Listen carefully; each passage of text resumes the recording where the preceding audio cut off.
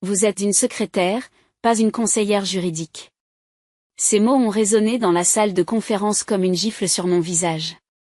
Je suis restée assise, abasourdie, tandis que le rire du PDG Bradley Morrison remplissait l'espace autour de notre table d'acajou. Les autres cadres se sont joints à lui, leur rire créant une symphonie de condescendance qui m'a fait brûler les joues d'humiliation. Je m'appelle Nathalie Green et j'ai 34 ans. Ces 6 dernières années, j'ai travaillé comme assistante de direction au sein du groupe Gravora, l'une des sociétés d'investissement les plus prestigieuses de Manhattan. Pour tous ceux qui m'entourent, je n'étais que la femme qui planifiait les réunions, gérait les calendriers et apportait le café lors des séances de stratégie nocturne. Ce qu'ils ne savaient pas, c'est que sous mon apparence professionnelle se cachait un diplôme de droit de Harvard que j'avais obtenu avant que la vie ne prenne un tournant inattendu. Monsieur Morrison, dis-je en essayant de garder une voix stable malgré mes mains qui tremblent légèrement. Je vous dis qu'il y a une faille dans la section 12 du contrat d'acquisition. La formulation concernant les droits de propriété intellectuelle est suffisamment ambiguë pour que ça suffit. Bradley leva la main d'un air dédaigneux, ses cheveux poivre et celles captant la lumière de l'après-midi qui traversait les fenêtres du sol au plafond.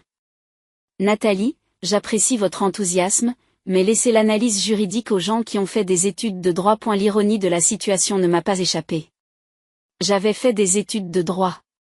En fait, j'avais obtenu mon diplôme avec mention très bien. Mais lorsque mon père est tombé malade au cours de ma dernière année, j'ai mis mes aspirations professionnelles entre parenthèses pour m'occuper de lui. Lorsqu'il est décédé 2 ans plus tard, le marché juridique avait changé et le cabinet qui m'avait promis un poste avait annulé son offre. Cherchant désespérément un revenu, j'ai accepté ce que je pensais être un emploi temporaire en tant qu'assistante de direction. 6 ans plus tard, j'étais toujours là, toujours invisible. L'acquisition de Blackstone Tech vaut 90 millions de dollars, poursuit Bradley en redressant sa coûteuse cravate. 3 cabinets d'avocats différents ont examiné ce contrat. Certains des meilleurs juristes de la ville l'ont approuvé. Vous pensez vraiment avoir repéré quelque chose qu'ils n'ont pas vu? J'ai ouvert la bouche pour répondre, mais il se détournait déjà, me rejetant comme si je n'étais rien d'autre qu'une interruption. Les autres cadres ont repris leur discussion sur le calendrier de l'opération, leur voix se fondant dans le bruit de fond, tandis que quelque chose de froid et de calculateur s'installait dans ma poitrine. Cette nuit-là, je restais tard au bureau. Bien après que l'équipe de nettoyage eut terminé sa ronde. 3 lumières scintillaient derrière les fenêtres alors que j'étais assis à mon bureau, passant soigneusement en revue chaque page du contrat d'acquisition de Blackstone Tech. Mon diplôme de droit prenait peut-être la poussière, mais mon esprit était toujours aussi vif. Et elle était là, enfouie dans la sous-section 12.3, une clause mal formulée qui pouvait tout changer. J'ai toujours été le genre de personne qui remarque les détails qui échappent aux autres. Fille d'un mécanicien, j'ai grandi à Buffalo, dans l'État de New York, et j'ai appris très tôt que pour survivre, il fallait faire attention aux petites choses. Mon père, béni soit-il, avait mis les bouchées doubles pour payer mon éducation, convaincu que sa petite fille pouvait accomplir tout ce qu'elle voulait. L'éducation est la seule chose que personne ne peut enlever, Nathalie, disait-il en révisant mes devoirs à la table de la cuisine. Utilise ton cerveau. Lorsque j'ai reçu ma lettre d'admission à Harvard, la fierté dans ses yeux a fait que tous les sacrifices en valaient la peine, mais la vie a le don de faire dérailler même les plans les mieux conçus. Le diagnostic de cancer de mon père est tombé au cours de ma 3e année, alors que je me préparais à passer l'examen du barreau. Les traitements étaient coûteux, malgré ses protestations, je savais que je devais être là pour lui. Et la transition d'étudiante en droit prometteuse à assistante de direction n'a pas été facile. Les premiers mois au sein du groupe Gravora avaient été particulièrement difficiles, car j'avais du mal à cacher ma frustration d'être traitée comme une employée par des personnes autour desquelles j'aurais pu tourner en rond sur le plan intellectuel. Mais j'avais appris à observer, à écouter et à me rendre indispensable bien au-delà de ma description de poste. Bradley Morrison a toujours été le pire d'entre eux. À 52 ans, il possédait le genre d'arrogance que lui conférait une vie de privilège. Né dans un milieu aisé, éduqué dans les meilleures écoles, il n'avait jamais su ce que c'était que d'être rejeté ou négligé. Son bureau était rempli de récompenses et de photos de lui serrant la main de politiciens et de célébrités, un sanctuaire de sa propre importance. Je l'ai observé pendant des années, notant la façon dont il traitait les différentes personnes. Avec ses clients, il était charmant et sophistiqué.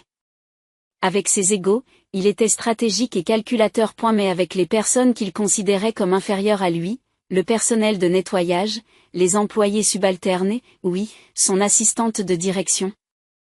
Il pouvait se montrer cruel dans son indifférence désinvolte. L'accord technologique avec Blackstone était censé être son couronnement. L'entreprise technologique avait développé une plateforme logicielle révolutionnaire capable de transformer la manière dont les institutions financières traitent les données. En l'acquérant, le groupe Gravora se positionnerait en tant que leader de l'innovation dans le domaine de la technologie financière et pourrait augmenter la valeur de l'entreprise de plusieurs centaines de millions. Pendant des semaines, j'ai vu Bradley se pavaner au bureau comme un paon, se vantant d'avoir orchestré l'ensemble de la transaction. Elle avait déjà commencé à préparer son discours de victoire pour la réunion du conseil d'administration, persuadé que cette acquisition assurerait sa position de PDG pour les années à venir. Mais maintenant, assis dans la pénombre du bureau, le contrat étalé devant moi. Je pouvais voir ce que les avocats hors de prix avaient manqué. Et la clause relative à la propriété intellectuelle contenait une ambiguïté cruciale, qui pouvait être exploitée par quelqu'un qui savait exactement ce qu'il fallait chercher. Un lent sourire s'est dessiné sur mon visage alors que les pièces d'un plan commençaient à se mettre en place. Le lendemain matin est arrivé avec cette fraîcheur d'octobre qui m'a rappelé pourquoi j'aimais New York à l'automne. Je suis entré dans le hall élégant du groupe Gravora à 8 heures précises, mon heure habituelle, muni de 2 tasses de café et arborant la même expression posée que j'avais perfectionnée au fil des ans. Pour les observateurs, je n'étais que Nathalie Green, une assistante fiable, qui commençait une journée ordinaire. Tout a changé. J'ai passé la matinée à suivre ma routine habituelle, à vérifier l'agenda de Bradley, à trier son courrier, à préparer des documents d'information pour ses réunions de l'après-midi. Lorsqu'il est arrivé à 9h30, me saluant à peine en passant devant mon bureau, j'ai senti un étrange sentiment de calme m'envahir. Nathalie, a-t-il appelé par la porte ouverte 1 heure plus tard, j'ai besoin que vous assuriez la coordination avec le service juridique. Assurez-vous que tous les documents finaux pour Blackstone soient prêts à être signés d'ici vendredi. Bien sûr, Monsieur Morrison. Je me suis levé et j'ai marché jusqu'à sa porte, les mains jointes derrière le dos. À propos de la discussion d'hier sur la section 12, il a levé la tête de son écran d'ordinateur, l'irritation se dessinant sur ses traits. Je pensais avoir été clair. Cela ne vous concerne pas. Je comprends. Je voulais juste, Nathalie, dit-il d'un ton d'avertissement qui a incité plusieurs cadres à jeter un coup d'œil dans notre direction. Vous êtes excellente dans ce que vous faites. Contentez-vous de planifier les réunions et laissez le travail juridique aux professionnels. J'ai acquiescé, gardant une expression neutre même si quelque chose de glacial s'est cristallisé dans ma poitrine. Vous avez tout à fait raison. Je m'excuse d'avoir dépassé les bornes. Il me fit un signe dédaigneux et retourna à son écran. Veillez à ce que cela ne se reproduise plus. J'y retourné à mon bureau à pas compter, m'assis et ouvris mon ordinateur comme si rien ne s'était passé. Mais sous mon apparence calme, mon esprit s'emballait. Bradley venait de commettre une erreur cruciale, il avait supposé que son licenciement s'arrêterait là. Pendant ma pause déjeuner, je me suis rendu à pied à la bibliothèque publique de New York. Sous prétexte que je devais rechercher des informations de base pour une présentation à un client. En réalité, j'ai passé 2 heures dans la section de recherche juridique, à recouper la jurisprudence et les précédents relatifs aux acquisitions de propriété intellectuelle. À 15 heures, j'étais de retour à mon bureau, examinant les documents que j'avais imprimés avec l'attention minutieuse de quelqu'un qui avait autrefois prévu de faire carrière dans la recherche de failles juridiques. Les recherches ont confirmé ce que je soupçonnais. Et la formulation ambiguë de la section 12.3 créait une opportunité qui pouvait être exploitée dans le cadre du droit des sociétés de l'État de New York. Le plus beau, c'est que c'est Bradley lui-même qui m'a donné la clé. Plusieurs cadres avaient assisté à son rejet condescendant de mes préoccupations, créant ainsi une trace écrite qui jouerait en ma faveur si quelqu'un remettait en question mes actions plus tard. Alors que je l'observais à travers les murs vitrés de son bureau, gesticulant avec animation au cours d'un appel téléphonique qui concernait probablement l'accord avec Blackstone, je ne pouvais m'empêcher de penser qu'il n'avait aucune idée de ce qui l'attendait. Parfois, les ennemis les plus dangereux sont ceux qui se cachent à la vue de tous. Le lendemain, ma détermination a été mise à l'épreuve de manière inattendue. À mon arrivée au bureau, je trouvais Bradley d'une humeur exceptionnellement bonne, fredonnant en examinant ce que je supposais être les derniers documents de Blackstone. Sa confiance était contagieuse. Ou plutôt, elle l'aurait été si je n'avais pas su ce que j'avais l'intention de faire. Nathalie, m'a-t-il dit joyeusement, annule mon rendez-vous de 14 heures avec Harrison. Je veux emmener les cadres de Blackstone déjeuner au Bernardin. Réservé pour 4 personnes. Certainement, répondis-je en attrapant déjà le téléphone. Dois-je préparer des sujets de discussion spécifiques pour le déjeuner? Ce ne sera pas nécessaire. Il s'agit simplement d'un déjeuner de célébration. Le plus dur est fait. Il s'est adossé à sa chaise, avec l'air d'un héros conquérant. Lundi, cet accord sera signé, scellé et livré. 90 millions de dollars, et ce n'est que le début. J'ai fait la réservation avec la même efficacité que celle dont j'avais fait preuve pendant 6 ans, mais quelque chose dans son arrogance désinvolte m'a retourné l'estomac. Il ne s'agissait pas seulement pour Bradley de réussir en affaires, il s'agissait de prouver sa supériorité sur tous ceux qui l'entouraient, moi y compris. Le déjeuner s'est déroulé exactement comme il l'avait prévu. Lorsqu'il revint à 16 heures, sa cravate s'était desserrée et ses joues avaient rougi à cause de ce que je supposais être du vin cher. Il rayonnait pratiquement de satisfaction. Il me mange dans la main, a-t-il annoncé à l'ensemble du bureau. Harrison pense que je suis une sorte de génie pour avoir structuré l'affaire de cette façon. Depuis mon bureau, je l'ai vu régaler les autres cadres d'anecdotes sur le déjeuner, se présentant comme le cerveau qui avait orchestré à lui seul l'ensemble de l'acquisition. En réalité, c'est moi qui avais effectué la plupart des recherches préliminaires et préparé les documents, mais bien sûr, cela n'avait aucune importance dans sa version des faits. Ce soir-là, je suis encore resté tard, mais cette fois, je n'étais pas seul. Thomas Rivera, l'un des jeunes associés, travaillait sur une autre affaire. Thomas avait toujours été gentil avec moi, me traitant comme un collègue plutôt que comme un employé. Au cours d'une de nos brèves conversations près de la machine à café, j'avais appris qu'il avait grandi dans des circonstances similaires aux miennes, famille ouvrière, première génération à aller à l'université. Longue journée, m'a-t-il demandé en s'arrêtant à mon bureau vers 21 heures. J'essaie juste de rester à la page, ai-je répondu en refermant le dossier que j'étais en train de lire. Vous savez ce que c'est? En fait, je voulais te demander quelque chose. Thomas baisse la voix et jette un coup d'œil sur le bureau vide. Hier, quand Morrison t'a fait taire sur la question du contrat, qu'essayais-tu de lui dire? J'ai étudié attentivement son visage. Thomas avait assisté à l'échange humiliant, et je pouvais lire dans ses yeux une véritable curiosité, et non l'amusement condescendant auquel je m'étais habitué de la part des autres. Pourquoi cette question?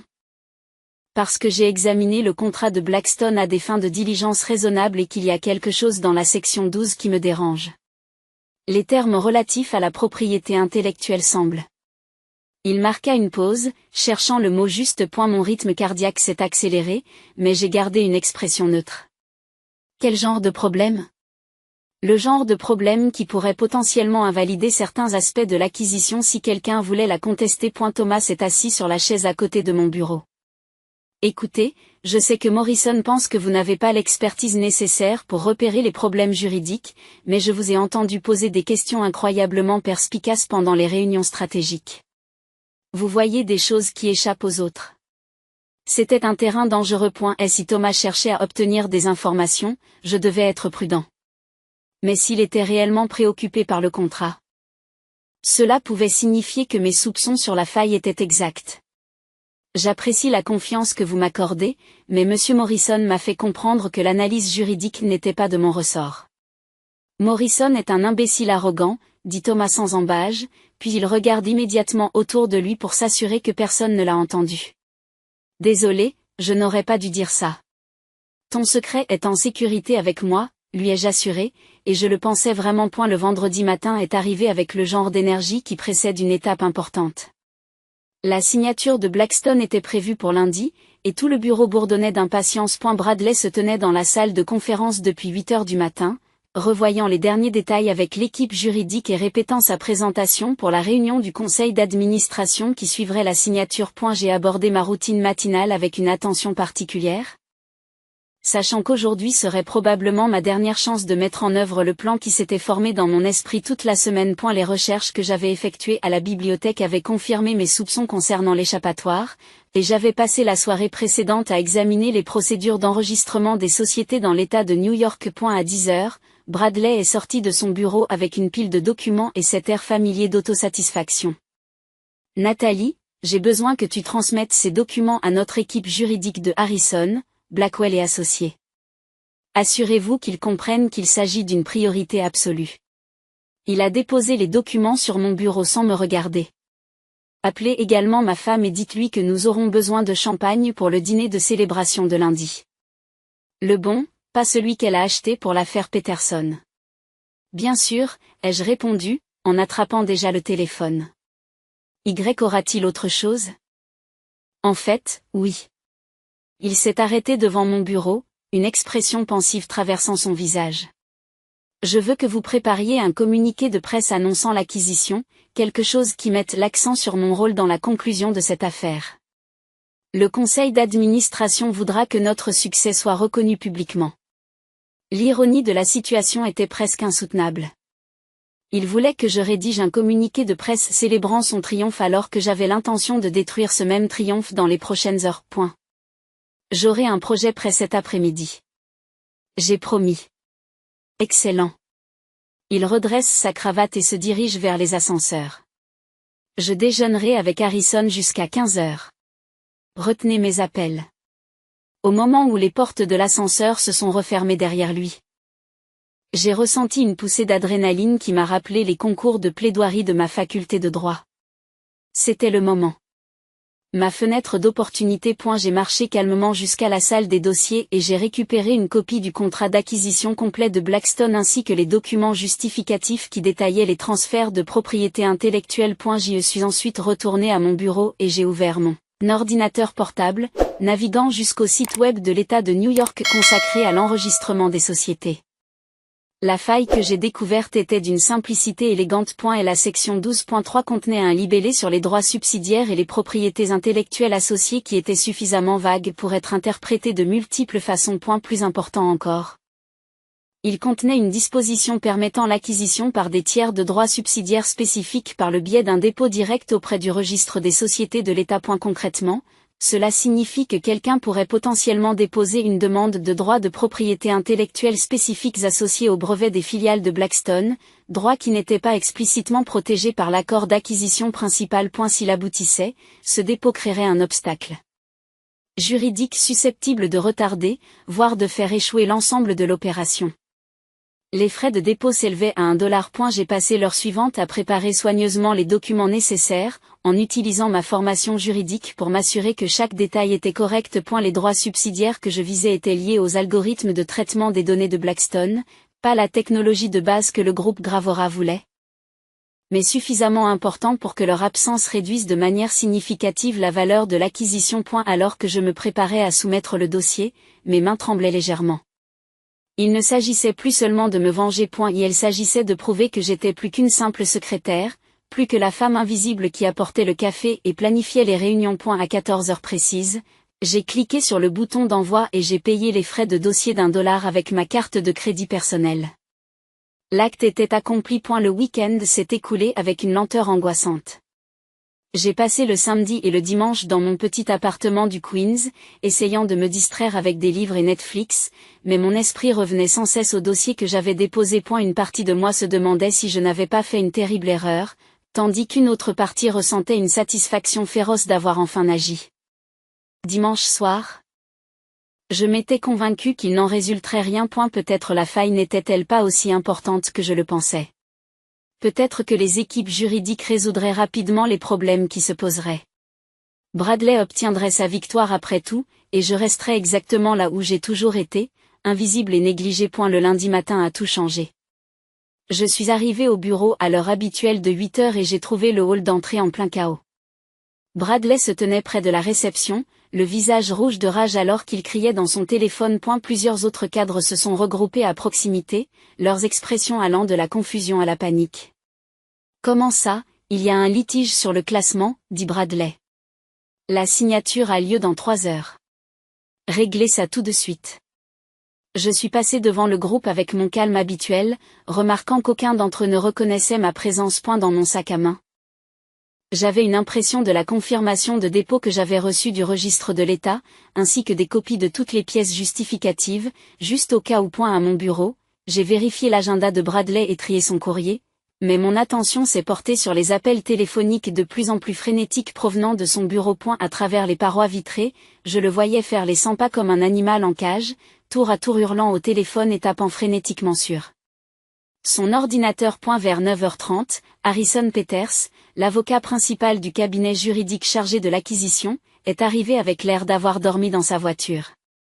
Son costume habituellement impeccable est froissé et ses cheveux sont ébouriffés.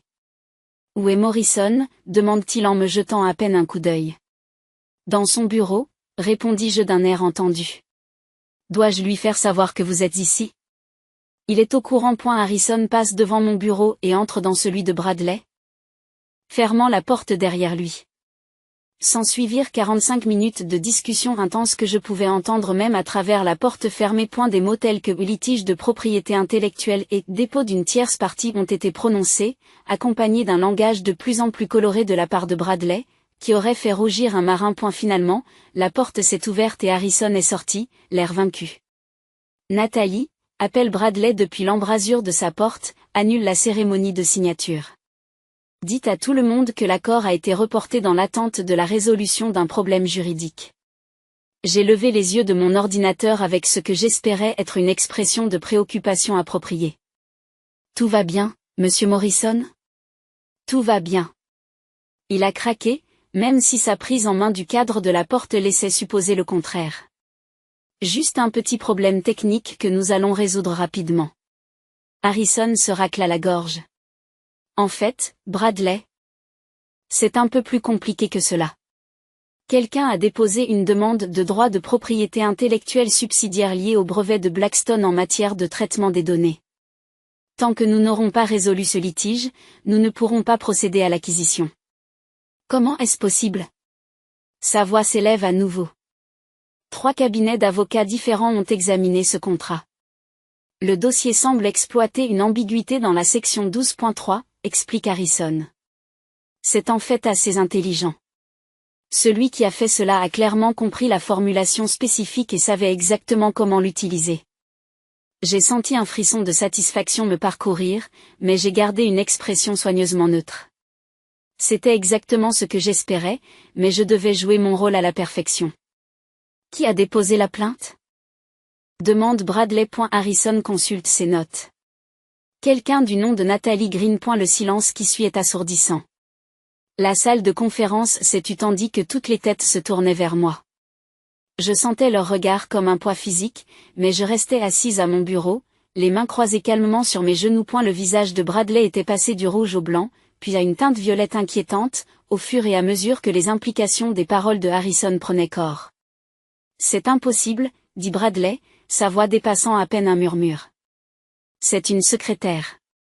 En fait, dis-je en me levant lentement et en me dirigeant vers la salle de conférence, je suis diplômé de Harvard et titulaire d'un doctorat en droit. Je le suis depuis 8 ans.